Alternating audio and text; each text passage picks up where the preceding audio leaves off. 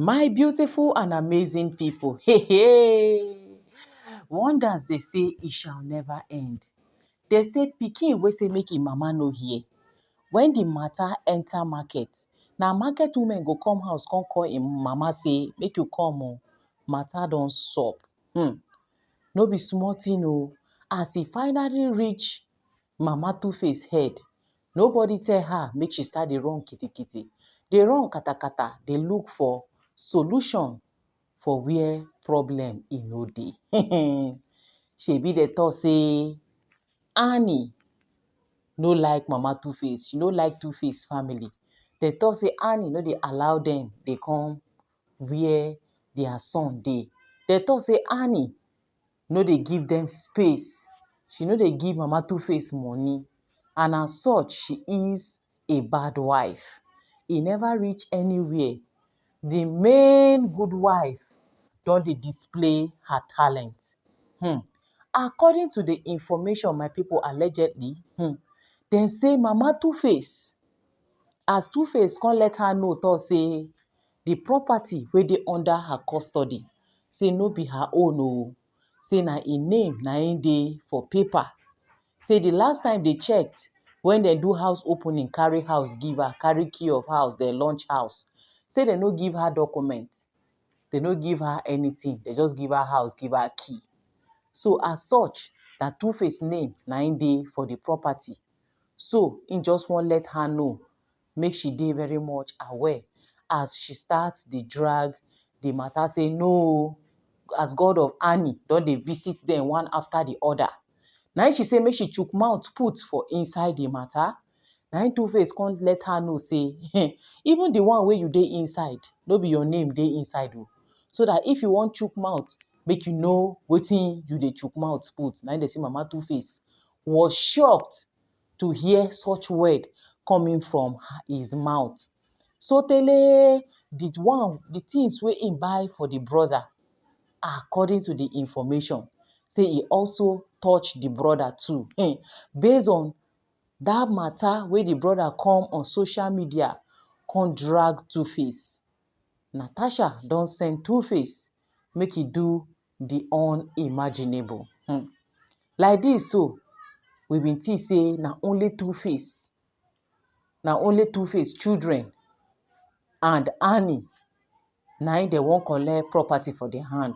We no know say e don also touch anywhere belle face. E don touch im own family join am. Last they will now come to compare and to contrast who is really the happiness, who is really Two-Face peace of mind. As e dey happen like this, e really make sense. You know say if something never happen, na you go dey compare. You dey compare this to this. You go dey talk this one, dey go this one, dey talk left, dey go right. But when e finally sup, you go get enough options to talk who and how e take please you and how e take wan land for your mouth. Nobody that time go tell you say na as e be this. Two-Face say Natasha na im peace of mind. If to Mama Two-Face, Natasha na bitter leaf is now left for her. Say na wetin Two-Face like, na wetin im wife Natasha want, na im go happen. Shebi before, na money dem no dey give her. Dem no dey gree make she come house. If she wan come, Annie go talk say dem travel. But dem no collect the property. Anything wey dem give her, dem never for one day come talk say no be her own, abi? The difference is very, very clear. Na im dey say Mama Two-Face come run kitikiti, run katakata, go meet her brothers dem, explain to dem, tell dem how e take dey be her and wetin Two-Face talk, couple with wetin the property wey im say e wan collect for the children hand as well. Say dem dey even wan pursue Annie. Una know say Mama Two-Face bin beg Annie say make dem join hand together, make dem fight this fight. Na Annie say she no get time to fight anything. If Mama Two-Face wan do her own, make she dey do. But for her, she leave am for God for now, pending when she go ready to collect the one wey belongs to Caesar. and give to God what belongs to God. But at this point, she's not ready to do any kitty kitty and kata kata with Two-Face because she believe Two-Face no dey in ordinary eye. When im eye go clear, by that time she go now ready to face am. So as Mama Two-Face see say Annie no ready, now she run go meet her brothers. All of them put together. After she explain for them, they do family meeting finish. Now they say they call Two-Face say make him come, say they get wetin they wan discuss as family. Now Two-Face come say okay say but him dey very very busy with other activities because a lot of things now dey for him table. Una know say they don give am appointment as under entertainment. Benue State government don give am appointment. So him say he dey busy, dey do so many things now, he no get chance. But him go come during weekend. So make dem see how they go take arrange during weekend. Him go come around. Na him dey say no wahala. Say if him dey come, make him let them know a day to when him go come. Na him Two-Face say no problem. When Two-Face come ready to go, my people, make una guess what? Na him Honorable Natasha Osawaru Orobusa come follow Two-Face, pack escort, bodyguards, pack all the ogbogbogbo for this life with plenty cars, catch road, dey go Mama Two-Face house. They carry convoy. As if Two-Face family, they don turn to another thing entirely. Whether they don turn to where people wey they no know dey. Because the last time I checked, now if you dey go official outing, now you suppose dey pack all these guards, dey pack these convoys, dey pack things and things. This one na family matter, wetin bring about all the convoys, all the bodyguards, all the this, all the that, wey they come pack dey go. They say na him then Two-Face and your uncle, Two-Face mama and your uncles then sit down. They already dey wait say Two-Face dey come. Now they start to hear one. Natasha is coming. The queen of queen is coming. The queen of Two-Face heart, the happiness that Two-Face has ever got, is coming. Now they say they're shocked. Say say the uncles come dey ask Mama Two-Face say the last time we checked, na Two-Face will call say we won't get meeting with.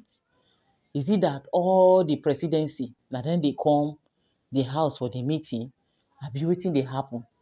Not until they finally pack, see Two-Face and queen, they come down majestically, they waka dey come. Bodyguards they follow them. Like say e get another thing, or e get wetin they be wan do Two-Face. Abi shey im mama go do am something again, abi na im uncles na dem go do am something. Na that one na im Mama Two-Face no fit even understand. Na so they say she open her mouth down, they look. Two-Face come finish, he greet them. Natasha too bend down, greet them as usual. He sit down. Now they say, abeg, say make Natasha excuse them. They won't talk to Two-Face. Now she say, she no dey go anywhere. Say na her husband be Two-Face. Say anything where they won't talk, after all, na family them be. They no suppose they hide anything. Make them express am, make everybody hear am. So as she talk like that, based on say, e no be backyard something, but on a normal time, if Natasha really won't be obedient, she won't really hear wetin the uncle and Mama Two-Face talk, she suppose excuse them. No matter how hard she try to become family, it can never be compared. You no go fit force yourself by fire by force enter your husband family when they no call you. You suppose still excuse them. Abi my people, whether I know they talk right, make una write am for the comment section. Say your husband people, you come, they say they won't do meeting. You go wait when your husband even tell you who the meeting where they do, wetin dem talk. I know say husband and wife they do amebo like that. They fit tell you, him go later come tell you wetin they talk. But no be say you go disobey them. They tell them say, well, you guys are now family. Una dey together. Make them talk wetin they won't talk. Now they say the uncle come say, no problem. Now they start to. They start first of all, they give proverb. Say they no go fit sit down. They watch goats, make e born with rope for a neck. Say wetin they say that they hear, wetin Two-Face say e happen wey e come dey pursue everybody for house sotey e dey talk say property na him get am, na him name dey am, no be him name dey am. Even the one wey he buy for children, e dey change ownership all of a sudden. Wetin happen at this age and at this time of his life? Wetin happen wey him dey do that one? And who tell am make him do that careless capping, make him do that careless waka? Na him Two-Face say him thank them for calling him in the very first place. Say, but if na this particular thing make them call am, then they no get reasons for calling him. That it is his property, and na whoever wey him like, na him go give. And besides, he no change am to anybody name. Na him name, na him dey for the property. And na him go choose, select who go stay and who not to stay. So anything wey dem wan talk now, e no really make any sense. Im be think say na better thing na him make dem call am, wey make him even come, because him dey very very busy. Na dey say Two-Face, dem call him name Oja Idibia. Wetin happen? You sure say you dey okay? You dey normal? You don forget where you dey come from? As a child, no matter how tall they say okra be, na the owner na him go still bend down cut am. If you cannot listen to your mama wey born you, listen to your uncles dem, na who you wan come listen to for this life? If there's anything going wrong, na who you wan run to? Why is it that na this age wey you come dey now, na you wan come dey stupid? Na you wan come dey do things like somebody wey dey pursue am for house? They get that adage wey talk say, no matter how you take waka go, make you no forget where you dey come from. Even though Annie is not 100% perfect, say no, you no suppose send her comot for house wey una follow build together, wey she get children for you. She get children for you. Sotey the ones wey be say they dey come, the one wey you buy for other children, you also collect and lock am, do things. Who does that? Where do you want her to go with those children? And no forget say una never legally divorce. Two-Face say they don divorce. They say una never legally divorce. But because she no want drama, on a normal day, she suppose sue you for that. But she no want drama, she no want talk, she no talk, she quiet. Na that time I come dey do way. So wait oh, na true na Two-Face brother talk that day. Because as he write plenty, some things we go dey feel am say maybe he just over talk, maybe na lie. So na true, Two-Face brother talk say they are not legally divorced with Annie yet. That he go marry another woman instanta on top of the divorce wey they never divorce. On a normal time, according to law, people wey know law, make una come drop am for the comment section. But as if there is a penalty for this particular act, say they never divorce, he don't go marry another woman. Who does that? Say you know say we never legally divorce. Say no, they don't divorce. Say now who you want the third one? Now who you want the third one? The last time they checked, you guys have not divorced. Una still dey. So wetin come be your problem? On top of pikin wey she born for you, with other children, say una dey drag you, family man, wey your children before they no dey use you dey play. Wetin you stand to gain in changing all of them and putting it in your name? Wetin you stand to gain? Say make Two-Face retract in steps. Make him retrace in steps now before it is too late. Say they no go because of say he just marry. They no want talk. Make they no go deep. But make him wise up now before it is too late. Make him no forget where him dey come from. Even before Natasha get this belle, she meet other children. Even if there is anything, it shouldn't even temper with start to change things and things at this point. The elders, they make sure say, which is in uncles, they make sure say they put down for Two-Face body woto. Two-Face come tell them say nah, wetin they want talk with that. Say no problem, nah, him don hear. Him go think about it. That's why him mama shut up, just dey look. Because now the mama use her hand, they scatter everything. When you were standing, that they don't put bead for your pikin neck and hand. Make Nigerians help you pray. make dem help you look for your son. You finally see your son carry the woman come, dey buy things and things for you. You shut up, chop, clean mouth, enter house. You no even come outside, come tell Nigerians say, finally I don see my son we don settle Na Natasha wey don know say a day like this will come. Na she by herself come post am where she come out dey do to everybody. Say make una come see me and my mother-in-law, we don settle. Mama Two-Face no come tell Nigerians say me and my pikin don finally settle. Me and my daughter-in-law, we don finally settle. You just chop enter house. Last see am. Karma came very early. God of Annie is really at work. Na so they go continue to dey confuse, because at this point it is now obvious that even in uncles, they no fit even convince Two-Face at this point. Wey make Mama Two-Face come dey tell dem for there say say she no just wan talk wetin dey her mind. Say they don tell her say no be ordinary her son dey inside so. Say im need prayer. Say they don tell her but she no believe. Now e dey very very clear for him to still look her in the eyes, look im uncles for eye, with all the adage, all the proverb, Two-Face wey dem know before, wey no be problematic person, because even the brother talk am say Two-Face no go wan hurt a fly. E no go wan see you dey unhappy. E no go wan see you say you dey tie face for where im dey. Na happy so go open mouth talk am say im go think about it. This one, that one. Upon say e see im mother, say the mother no dey happy, e still dey stand, dey insist say na wetin im don talk be that. This one, that one. But he will go and talk to his wife and think about it. Yay!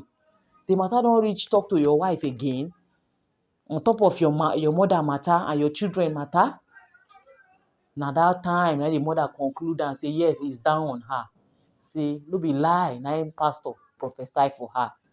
It is now obvious that it is not an ordinary eye, but God go help her deliver Two-Face. Come dey talk say God will deliver you, my son. God will deliver you, my son. Before you know, Two-Face say he no go even enter house. Say he one day go back. Now the mother say, who dey pursue una? Wetin dey pursue una? Make una wait.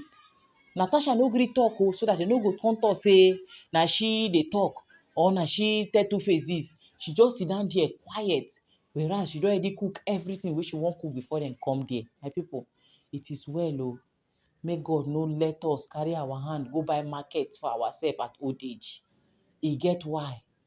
Because at this point, people that Two-Face really need the most, na im dey pursue. All in the name of say im don marry in peace of mind.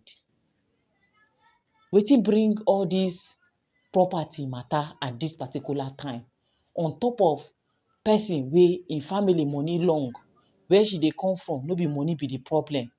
Even at this point, no be still money be her problem, because as a honorable of a state, no be small money they will still dey pay her, and we already know how they dey take embezzle money on a normal day. So tell me, how money wan come take be the problem? How property wan take be problem? Wey they go dey collect for children hand, collect for woman wey you meet for the house, woman wey dey do everything humanly possible.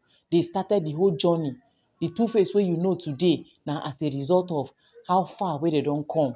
Because I believe say if Two-Face no blow, if im dey poor wretched, if im dey anyhow, you for no see am. Talk less of to see am say you like am, or to see am say you wan marry am, or to see am say you wan claim im name, you wan start dey bear im name Idibia. So let's tell ourselves the truth. But last, Two-Face say he go think about it, that he cannot make any decision. He will go and liaise with his wife and get back to them. Say they are now family, and as such, only him cannot take decision. Whereas the wife dey there. Which other decision again wey you wan go decide? My people, na the matter be this o.